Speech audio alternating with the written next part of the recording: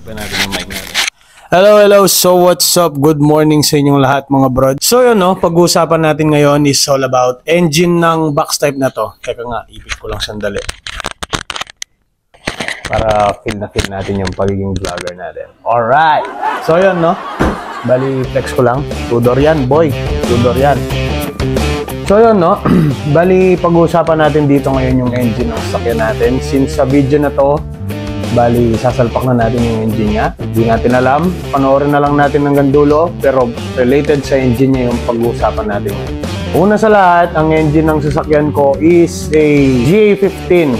So sa lahat ng mga Nissan boys out there, wala naman special sa kanya, pero hindi siya local kasi walang lumabas na GA15 na local dito. Ang labas niyan dito is GA14, 13 at 16. Sa Japan meron J15. Anyway, ano ba ang mga engine option ng ganitong box type? So, ang ganitong box type, may tatlo siyang engine option. Depende sa kanyang model. So yun no, bali dagdag ko lang pala. Muntik ko na nakalimutan. Hindi lang pala tatlo yung makina ng box type. Meron pa palang isa. Yung CD17 na option nito sa Pilipinas at sa ibang bansa din. So yun yung diesel version ng box type. So kapag yung box type mo is first release or yung first generation na box type, so yun yung merong mga clear na signal light sa harap, tapos may signal light yung bumper, yung tail light niya yung nakahati dito, ganun. So ang option mo is E-series na makina o yung what so called Sampaloc engine ng mga Pilipino. So yun yung may pagganon-ganon yung valve cover. 8 valve yun, carbureted engine. Tapos meron din yung EFI sa ibang bansa ang alam ko. Yung E16i, E16 turbo, iba-iba. So yun yung engine ng first generation box type. So ngayon, punta tayo sa mga second generation box type. So yung engine ng mga yan is a GA engine. At yung top of the line nila, top of the toughest, yung Nismo variant nito, meron siyang CA series. Ang alam ko merong CA18 at CA20 depending sa model. So, marami rin silang engine option, hindi lang naman kasi yung mga Honda dyan yung maraming engine option. Pati ito meron. Ang kotse natin is a first generation box type siya originally. So kumbaga sa Honda siya yung bigote. So, ngayon, ano bang nangyari? Ba't ganyan yung makina niya? So, yung makina ko is GA15 engine nga, kagaya nga na sinabi ko kanina, kasi pinalitan na siya ng naunang may-ari. Nakakatuwa yun kasi feeling ko yun yung naging dahilan kung bakit naging legal yung papeles ng sasakyan natin. Since pag nagpalit ka ng engine, kailangan mo yung parehistro. So, ipaprocess ulit yung certificate of registration niya para maging road legal ulit siya. So, before natin siya buuin, kukwentuhan ko lang kayo ng konti dun tayo sa harap. Let's go! So yun, no? Kwento ko lang ng history ng engine na to. So, ang engine na to, siya na yung nakasalpak na engine nung nabili ko siya. So, it's a 1500 na yun, yan, GA15 siya. So yan, no? Bali, mainit, gagi. Balik tayo sa likod. So, ang history ng engine na yan, siya yung nakasalpak nung nabili natin siya. So, most likely, Japan surplus siya. So, swerte natin kasi nalagyan na siya ng ganyang engine. So, bonus yun sa atin. Ano ba yung history ng makina na yan? Ba't ko sinasalpak ngayon? So, ang engine na yan is tahimik naman. Nung nabili ko to, nag-decide ako na tanggalin yun.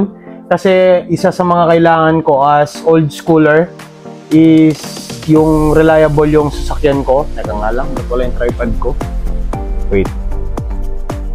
Ano nga kasi pinag-uusapan natin? So yun, no? Bali, bilang isang old schooler, so kailangan natin ng reliable na sasakyan kasi wala naman tayo ibang sasakyan kung hindi lang naman yan. Isa sa mga part ng pagiging old schooler, so hindi lang naman yung mga old schooler, kahit na new schooler ka, mid schooler, whatever. So kailangan mo maging reliable yung sasakyan mo. Hindi pwede yung pogi nga yung kotse mo, titirik-tirik naman sa daan. No tayo doon sa ganon. So, bilang isang old schooler, kailangan mo make sure na reliable yung kotse mo. Nung pagkabili ko dito, yan yung nakasalpak na makina. Ang kaso, hindi ko kakilala yung makina na yan. So, nag-decide ako na tabi ko muna yung engine na yan. Tanggalin ko muna dyan. Isabay na yung engine room, di ba yan? Engine bay repainting.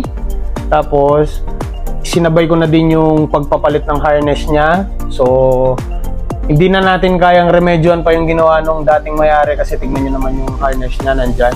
Papakita ko para siyang spaghetti.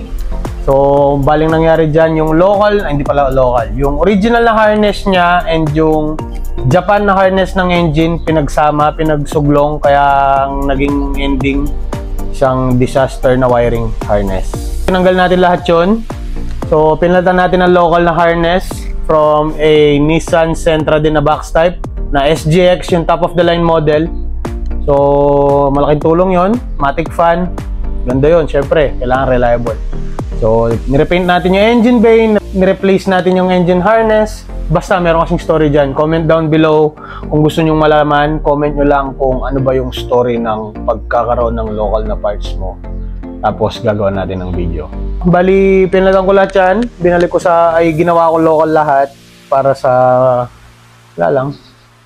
Trip ko lang eh. So yun, no, meron kasi akong extra engine na GA16 naman. So kagaya na sinabi ko, local ang GA16. So, sinalpak ko muna yun dito kasi yung GA16 na yun is kakilala ko na.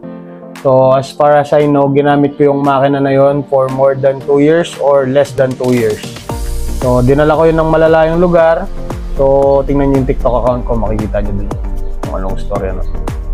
Para ma-shorten muna yung pagbubuko dito sa coaching to, nag-decide ako na yun muna yung gamitin ko para wala na munang iniisip sa engine. Ang iisipin ko na lang muna is yung ibang bagay ng sasakyan. Ang kaso, kahit paulit-ulit, binili ng tropa ko yung makina ko. So, ang ending, ako ang walang makina. Iniisip ko na rin na para maging legal yung sasakyan natin sa daan kasi magkakaroon siya ng engine na naka-indicate sa papeles niya. So, parang win-win situation lahat talaga. So, gumusto ko yung mga pinambayad sa akin doon, yun yung pinang-refresh ko dito. So, balik tayo sa engine. Yung engine na yan, sabihin ko sa inyo, napakadumi. So, nangingitim lahat, as in, yung oil sludge niya sobrang lala, yung nagtatagas yung mga water jacket niya, nangingitim lahat ng pyesa niya sa loob. Pero, nagulat ako nung pagbukas ko dyan sa makinang yan, yung nakita ko is a sobrang sariwang engine. So, yung luckily, yung crankshaft niya, wala siyang ka-damage. Hindi ko man din siya nirepolish. Kung paano ko siya kinuha dun sa engine na yon, ganun ko siya binalik. So, yung mga piston head niya, grabe, ang lilinis talaga. Buhay na buhay yung mga guhit. Tapos, yung mga piston ring niya, original lahat, mga bearing lahat, original. So, parang nagsisipa ako na binuksan ko siya kasi nawala yung pagiging purist natin. So, shoutout sa mga purist dyan. Hindi ako purist. Kung purist ka, wag kang manood dito, mainis ka lang. Bali, nagsisipa ako ng konti na binuksan ko siya kasi wala naman siyang ganong damage sa loob. Pero hindi rin eh. Nirefresh ko na rin nga, kagaya ng sinabi ko, para makilala nyo ng gusto yung sasakyan nyo. So yun, no? Bali ang ending. Nakilala ko na ng gusto yung engine nito. Panoorin nyo. Let's go!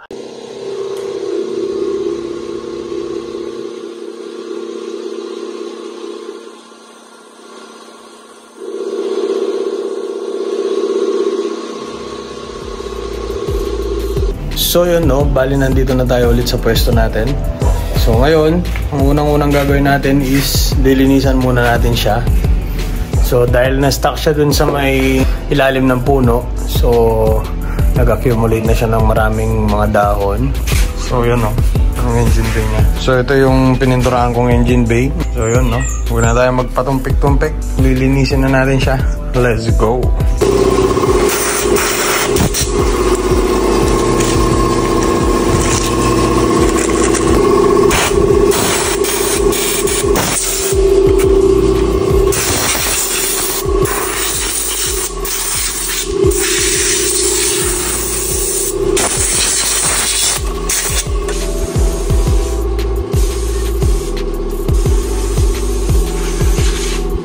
Bali, natanggalan natin yung mga down sa gilid-gilid niya.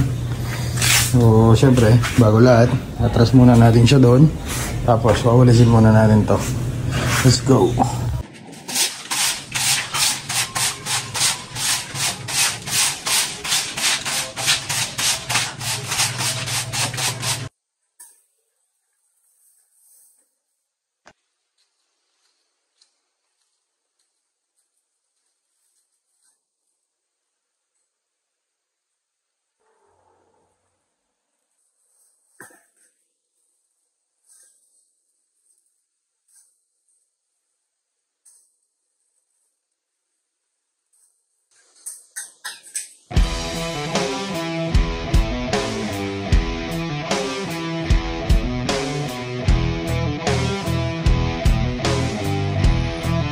Umpisa na natin siya. Bubuhin na natin yung engine ng ating sasakyan. So, attempt natin siyang sampa ngayon. Hindi ko alam. Basta bubuhin muna natin yung makina niya, yung mga exterior parts, yung mga accessories na nasa labas. Sasalpak muna natin. Tara, ready muna natin yung mga kailangan nating pyesa para dire-diretso yung trabaho. Let's go! Mga pyesa. So, ito yung clutch component na hindi ko alam kung pwede pa.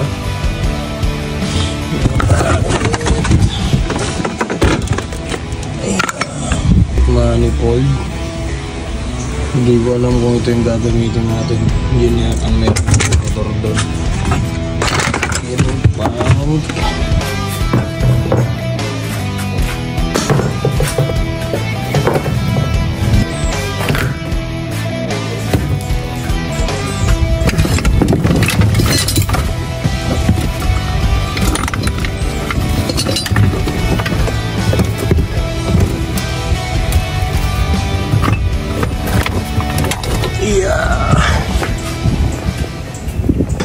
Okay, no? Nandito na lahat yung kailangan natin so far.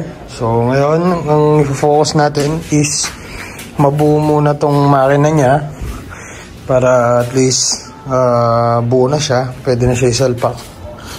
So, ngayon, kakabit muna natin yung mga bracket ng mga accessory at mga support. So, ito yun. Ito yun. Tapos yung... Yun lang pa naman. So, yun muna yung unahan natin yung mga bracket nito. Let's go!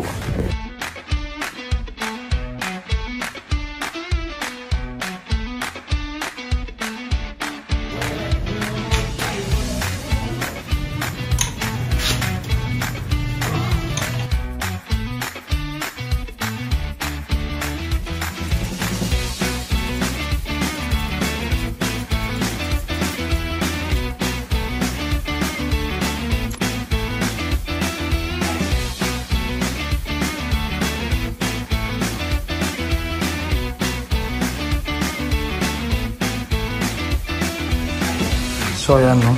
Bali, nailagay na natin yung mga support na dapat. So itong dito, since JDM yung head nito, mahirap pumanap ng gasket ng pamukha nito. Ganito na lang. Nag-modify na lang ako since itong mga to, original pa naman sila. So ito na muna yung gagamitin. Dito, yan na lang sa local yung difference nila. Oh. So, re-retrofit na muna tayo. Wala tayo magagawa. Tara.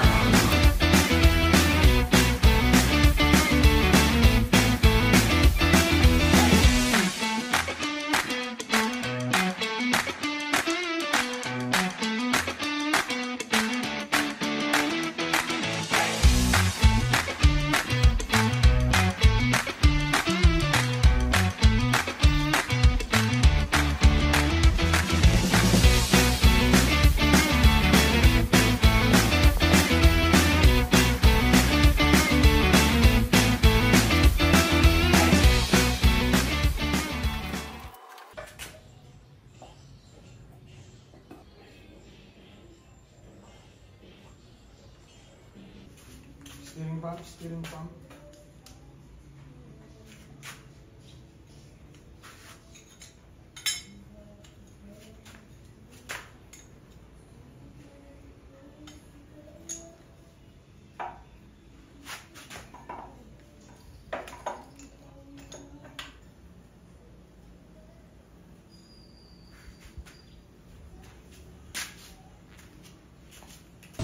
Okay, so back to the game.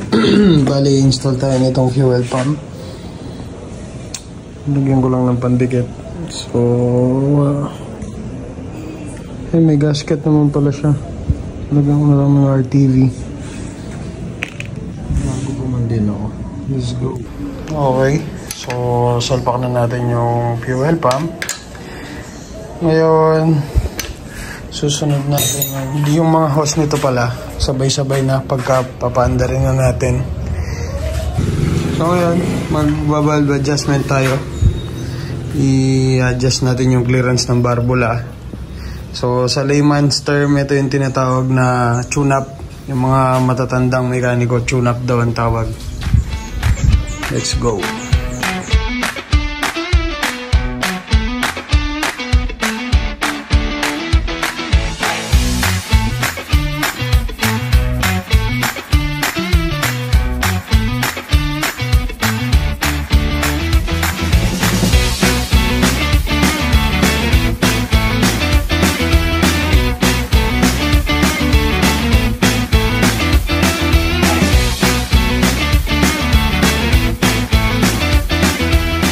Talagay na natin yung valve cover. So, nakuha na natin ito sa kotse ni paring Efrain. Naghihiraman lang kami ng mga parts. So, ito na ngayon yung valve cover natin. Medyo sabak pa sa biyahe. Si Boss Efrain mo. Pati yung distributor at ignition coil ko nandito na rin. So, yun. No? Salpak muna natin ngayon dito. Let's go!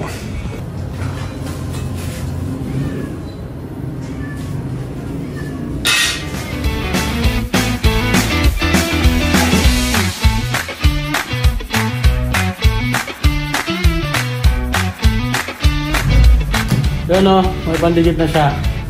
Let's go! Pre, mo dito nga lang, pre. Na.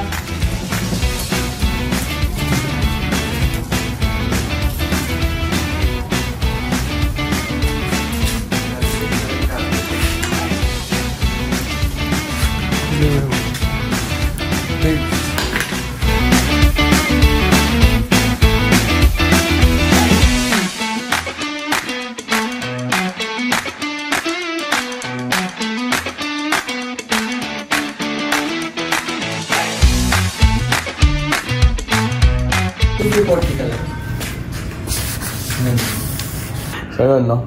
Bali, sasampa na natin yung makina niya para bukas may yung mga iba pang kailangan gawin. So, ilalagay na lang naman yung shock niya, tapos yung tranny. Nandito pala si Boss Efrain. Frame, let's go, Amba. Let's go. Tapos, basta, lalagay na natin siya. Let's go. So yun, yung bracket ng ating engine support, napansin ko na nangangalawang yung mga thread niya sa loob. So tinry ko pa siya i-revive. So ulit, ligpit, luwag, higpit, luwag. Kaya lang mukhang ayaw. So pagka ganyan yung mga pyesa, ganito ang ginagawa. Pag ayaw, pinapalitan. Tsaka may ogsikat ang kalakal ni Boy. Tanay dahil. Dapat ka rin babasura, Boy. Okay, dito tayo. Let's go. So yun, no, tigil trabaho ulit tayo. Yung transmission na nandito, pang B13 pala. So yun, no, abangan na lang natin yung next video. Hanggang dito na muna. Let's go.